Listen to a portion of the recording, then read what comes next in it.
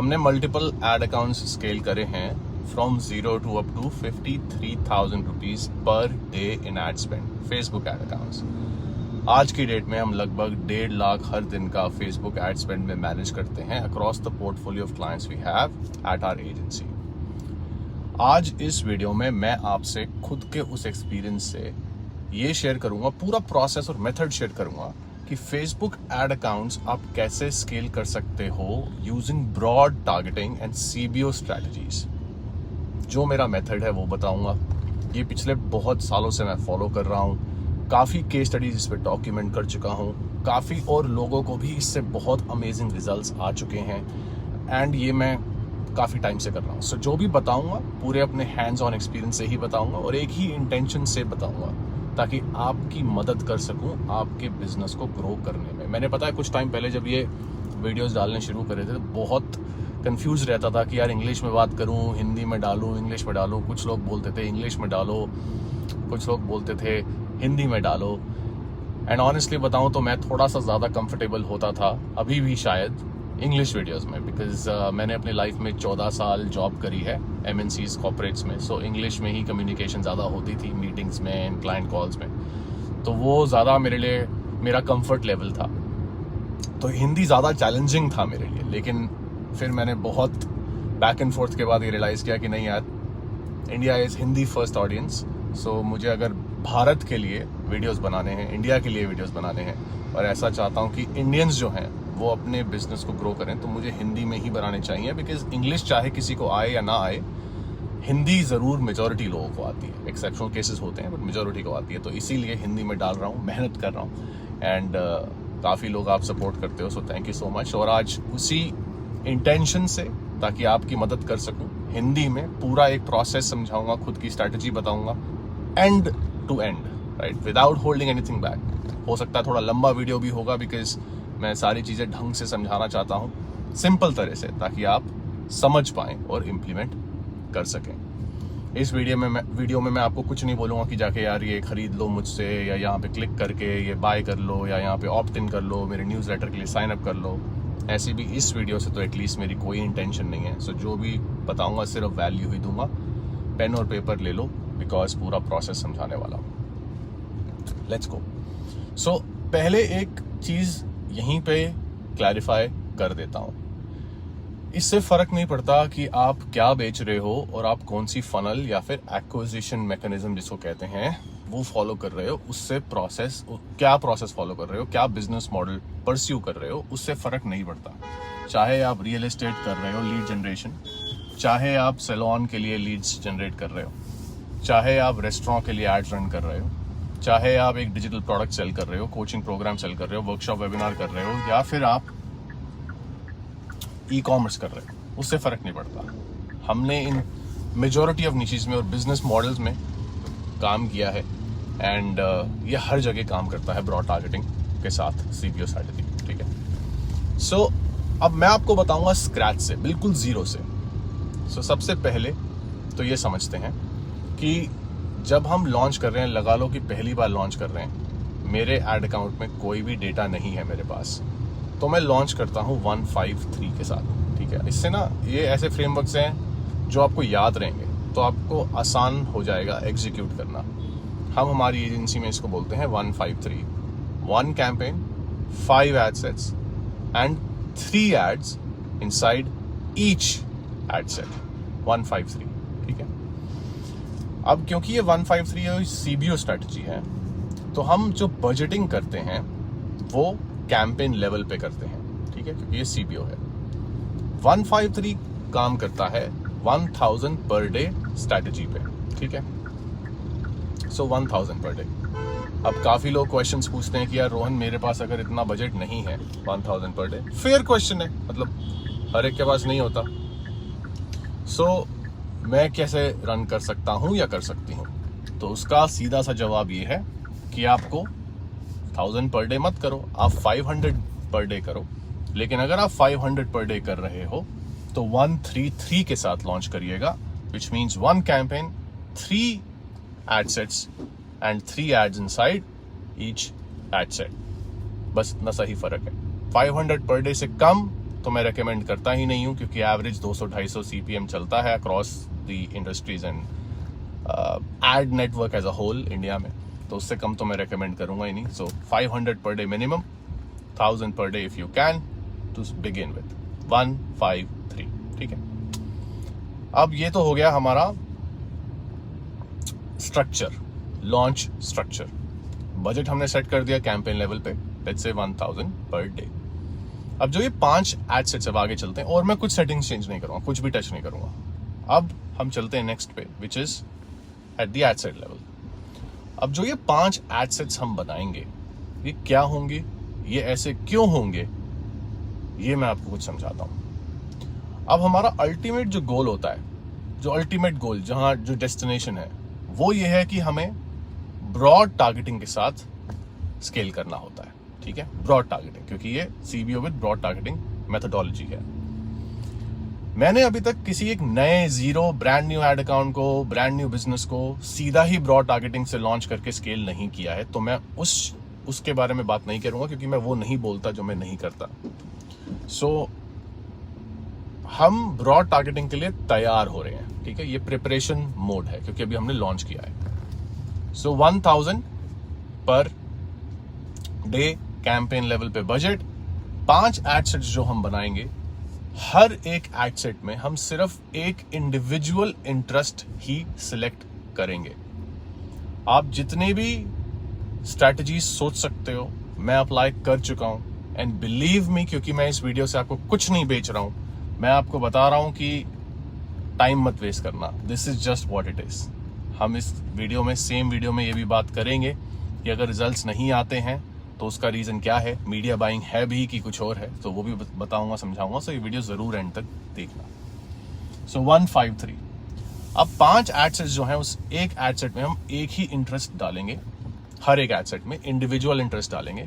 हम कोई interest stack नहीं करेंगे, हम कोई कस्टम ऑडियंस प्रेफर नहीं करेंगे, लुक अलाइक नहीं डालेंगे. इससे कुछ फर्क नहीं पड़ता, बिलीव मी. सो एक सिंगल इंटरेस्ट, और ये जो 5 इंटरेस्ट होंगे, ये सेम इंटरेस्ट नहीं होंगे, ये अलग अलग इंटरेस्ट होंगे. तो अब आपका नेक्स्ट क्वेश्चन आएगा कि ये इंटरेस्ट कौन से होने चाहिए. तो पहले ही बता देता हूं, आपकी इंडस्ट्री से रिलेटेड जो भी इंटरेस्ट आप सोच सकते हो, ये वो इंटरेस्ट होते हैं. सो फॉर एग्जाम्पल, लगा लो मैं ज्वेलरी नीच में ज्वेलरी सेल कर रहा हूं, तो मैं फैशन एक इंटरेस्ट हो सकता है, तो मैं उसको चूज कर लूंगा. फैशन मैगजीन्स, उसको चूज कर लूंगा. लाइफस्टाइल, उसको चूज कर लूंगा. Anything related to that, right. So कुछ भी इंडस्ट्री रिलेटेड, नीश रिलेटेड जो कीवर्ड्स होंगे, उससे मैं सर्च करूंगा इंटरेस्ट, जो भी इंटरेस्ट मैं ढूंढ सकूंगा, और एक इंटरेस्ट सिलेक्ट कर लूंगा. जो भी मैं इंटरेस्ट चूज करूंगा, एक इंडिविजुअल इंटरेस्ट, वो सारे इंटरेस्ट, सारे के सारे इंटरेस्ट काफी वाइड होंगे. मतलब उनकी जो ऑडियंस साइज होगी, उसकी जो रीच होगी, वो काफी ब्रॉड होनी चाहिए, काफी बड़ी होनी चाहिए ऑडियंस साइज. मैं ऐसा इंटरेस्ट नहीं ढूंढूंगा जिसके ऑडियंस साइज, लगा लो वो दिखा रहा है पोटेंशियल ऑडियंस साइज 5000, 10,000, ऐसा नहीं ढूंढूंगा. ब्रॉड ही रखूंगा, लाइक रीच ब्रॉड रखूंगा, लेकिन एक इंटरेस्ट सिलेक्ट करूंगा जो काफी वाइडर है. ऑडियंस, पूल ऑफ ऑडियंस काफी वाइडर है उसके अंदर. ऐसे में 5 डिफरेंट इंटरेस्ट बनाऊंगा, और ये हर एक एड सेट के लिए एक इंटरेस्ट बन जाएगा. ठीक है, तो अब हमारे पास हो गया एक कैंपेन, 5 एड सेट. चलो एड सेट को नंबर दे देते हैं for the sake of simplicity. Ad set 1, ad set 2, ad set 3, ad set 4 and ad set 5. 5 ad set हो गए. ठीक है, हर एक एड सेट में हमने interest 1, interest 2, interest 3, interest 4 and interest 5 डाल दिया है एक एड सेट में रिस्पेक्टिवली. अब इसके बाद हम प्लेसमेंट्स पे कुछ नहीं करेंगे, हम किसी भी चीज को एक्चुअली टच नहीं करेंगे, हम ऐसे ही छोड़ देंगे. अब यहां पे एक प्रिकॉशन दे देता हूं. अगर आप लोकल बिजनेस के लिए एड्स रन कर रहे हो, खुद के लिए, किसी क्लाइंट के लिए, तो वहां पे आप डेमोग्राफिकली अपनी टारगेटिंग को नैरो कर सकते हो. सो फॉर एग्जांपल, या फिर even psychographically in some cases. For example, अगर आपका बिजनेस है लोकल सैलून के लिए लीड जनरेट करना, वॉक-इन्स देना रेस्टोरेंट के लिए, तो आप ऑफ कोर्स अपनी जो लोकेशन टारगेटिंग है उसको ऑन करोगे, उसके अकॉर्डिंगली उसको नैरो करोगे, तो वो आप कर सकते हो. ठीक है, सिमिलरली अगर आप मेंस ग्रूमिंग प्रोडक्ट सेल करते हो, तो तो आपको साइकोग्राफिक के अकॉर्डिंगली टारगेटिंग को थोड़ा सा नैरो करना पड़ेगा, क्योंकि आपका मेन ओनली प्रोडक्ट है, तो फीमेल्स को तो आप एड्स नहीं दिखाना चाहोगे, सो आप मेन जेंडर सिलेक्ट कर लोगे। सिमिलरली अगर आपका ब्रांड, आपका प्रोडक्ट जो भी है एक स्पेसिफिक एज ग्रुप के लिए है, तो आप एक एज ग्रुप को सिलेक्ट कर लोगे, राइट। सो ऐसे इस तरह से आप अपनी टारगेटिंग को कर सकते हो मॉडिफाई, अगर आपका बिजनेस ये डिमांड करता है, जबरदस्ती का नहीं करोगे, ठीक है। हो गया, वेरी गुड, बस इतना ही है। अब हम आगे चलते हैं। अब मेरा एड सेट हो गया। अब एड सेट के बाद आता है एड्स। तो इस तरह से फेसबुक की हायरार्की काम करती है। सो एक कैंपेन हो गया, 5 एड सेट हो गए, अब आ गई हमारी एड्स। अब जो एड्स है, मैंने आपको बोला था 3 एड्स हम डालेंगे, 153 है या फिर 133 है, 1000 पर day 153, 300 per day 500 per day 133। सो ये जो 3 एड्स हैं, इसकी स्ट्रैटेजी समझाता हूं। ये जो 3 एड्स होंगी हर एड सेट में, एक ही क्रिएटिव होगा, ठीक है।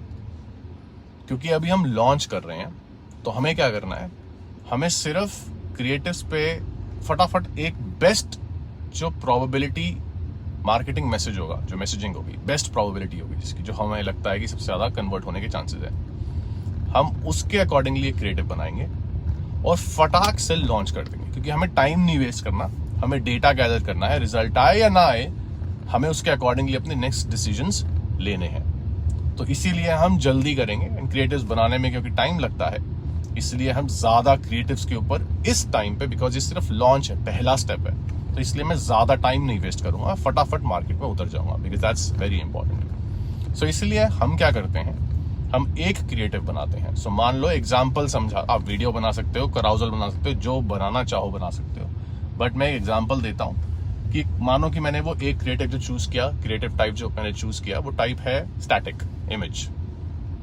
तो मैं एक ही फोटो बनाऊंगा, एक ही इमेज ऐड बनाऊंगा, एक ही ओवरले टेक्स्ट डालूंगा, एक ही डिजाइन होगा। तो एक ही कहने को क्रिएटिव मेरा एक ही है, राइट। जो एसेट होता है, क्रिएटिव एसेट, वो एक ही है, लेकिन मैं इसकी 3 एड्स में इसको कन्वर्ट करूंगा। कैसे? तो मैं क्रिएटिव तो सेम रखूंगा एसेट, लेकिन मैं हर एक, क्योंकि 3 एड्स बोल रहा हूं, तो हर एक एड में क्रिएटिव एसेट सेम रहेगा, लेकिन मैं एड कॉपी एंड हेडलाइंस को चेंज कर दूंगा, ठीक है। तो मानो कि मेरे पास हो गई 3 एड कॉपीज, 3 हेडलाइंस। अब उस एड कॉपी को चेंज करने के अलग स्ट्रैटेजीज हो सकती हैं। फॉर एग्जांपल, आप पूरी ही एक एड कॉपी नहीं लिख सकते, या फिर आप एड कॉपी के पहले के कुछ 2-3 सेंटेंसेस चेंज कर सकते हो, जिसको मैं हमारी एजेंसी में बोलता हूं ad copy hook, ACH, ad copy hook. क्यों? क्योंकि जब भी हम एड्स देखते हैं इंस्टाग्राम पे या फेसबुक पे, तो हम पूरी एड कॉपी पढ़ने से पहले सी मोर पे हिट करते हैं, फिर ही हमें सारा प्राइमरी टेक्स्ट, वो जो कैप्शन होता है, वो दिखता है, एंड फिर हम उसको पढ़ते हैं। सो सबसे इंपॉर्टेंट वेरिएबल एड कॉपी में क्या हुआ? पूरी एड कॉपी तो है ही वेरिएबल, लेकिन उससे भी इंपॉर्टेंट वेरिएबल क्या है? एड कॉपी हुक, जो फर्स्ट कपल ऑफ लाइंस जो हमें दिखती हैं सी मोर हिट करने से पहले, तो उसको मैं बोलता हूं एड कॉपी हुक। तो कभी कभी हम क्या करते हैं, हम एड कॉपी एक ही लिखते हैं, लेकिन हम उसके एड कॉपी हुक बदल देते हैं। सो पहले की 2 लाइंस बदल देते हैं, जिससे वो नया एक तरह से हो जाता है पोजीशन। एंड क्योंकि हर लोग अलग अलग चीजों से अट्रैक्ट होते हैं, सेम चीजों से अट्रैक्ट नहीं होते, तो हो सकता है किसी को एक अलग एड कॉपी हुक अट्रैक्ट करे और किसी को कोई और। सो जिसको जो भी अट्रैक्ट करेगा, उसके बाद वो सी मोर पे क्लिक करेगा, चांसेस ज्यादा है, क्योंकि उसको उसने अट्रैक्ट किया, तो वो उस पर क्लिक करेगा और फिर वो पूरी एड कॉपी पढ़ेगा। तो आप जो भी करना चाहो कर सकते हो, दोनों चीजें इक्वली काम करती हैं। सो दोनों चीजें का क्या मतलब? एक कि आप तीनों अलग अलग एड कॉपीज बनाओ पूरी, और तीनों अलग अलग हेडलाइंस बनाओ जो उस एड कॉपी के साथ जाएंगी, या फिर आप एक ही एड कॉपी बनाओ और वो जो 3 एड कॉपीज बनाओगे, उस एक एड कॉपी से ही तीनों बना दो। सिर्फ एड कॉपी हुक को, पहले की जो बेसिकली 2-3 लाइंस हैं, उनको चेंज कर दो।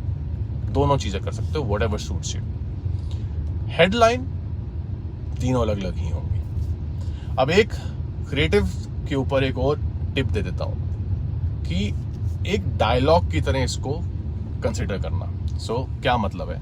मतलब ये है कि देखो, आपका जो पूरा एक ऐड है, सबसे पहले फेसबुक की दुनिया में सोचते हैं, सबसे पहले सबसे पहले कोई एक क्रिएटिव देखता है। Creative is the scroll stopper, right? तो वो क्रिएटिव देखता है। क्रिएटिव के बाद वो शायद आपकी हेडलाइन पढ़ लेगा या फिर ऐड कॉपी हुक, जो पहले सी मोर से पहले जो 1-2 लाइन है वो पढ़ लेगा और फिर बाकी चीजें पढ़ेगा। तो मुझे जो भी चीजें बनानी है, जैसे हेडलाइन लिखना है या फिर मुझे ऐड कॉपी हुक लिखना है ऐड कॉपी का, वो चीजें ना जो मेरा क्रिएटिव है उसके साथ एक डायलॉग की तरह फ्लो करनी चाहिए, कंटिन्यूएशन, मतलब उसमें इट शुड बी कॉन्ग्रुएंट, मतलब उसमें एक अलाइनमेंट होनी चाहिए। ऐसा नहीं होना चाहिए कि मैं बिल्कुल ही रैंडम चीज कुछ भी मैंने लिख दी जिसमें सेंस ही नहीं बन रही। थोड़ी सी मेहनत करनी पड़ती है, एंड अक्सर मेहनत ही है जो लोग नहीं करते।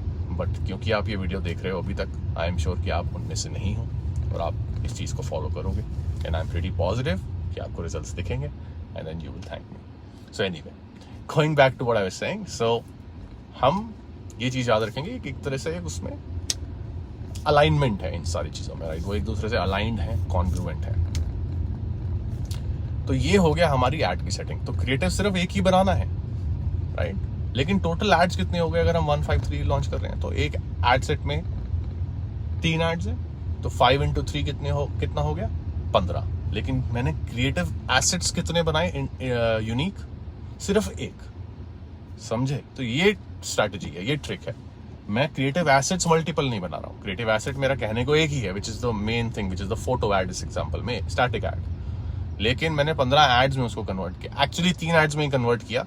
फिर वो जो तीनों एड्स हैं वो सेम हैं हर एड सेट के अंदर, ठीक है? तो टोटल कहने को 15 एड्स हैं, लेकिन वो 3 ही डिफरेंट एड्स हैं, और इन तीनों डिफरेंट एड्स में सिर्फ एक ही स्टैटिक है, फोटो है, दैट्स इट। ऐसे करके मैं इसको सेटअप करके इसको मैं लॉन्च कर दूंगा, और मैं कुछ नहीं करूंगा और मैं इसको चला दूंगा 1000 पर डे में। इसके बाद हमारा नेक्स्ट स्टेप आता है, जो सबसे इंपॉर्टेंट स्टेप है, सबसे इंपॉर्टेंट। और अगर आपके पास नोटपैड है इस टाइम तो उसको नोट कर लेना, बिकॉज ये जो ट्रिक है जो मैं आपको बताने वाला हूँ, सीक्रेट स्टेप, ये अगर आपने मिस कर दिया तो आपको रिजल्ट्स नहीं आएंगे।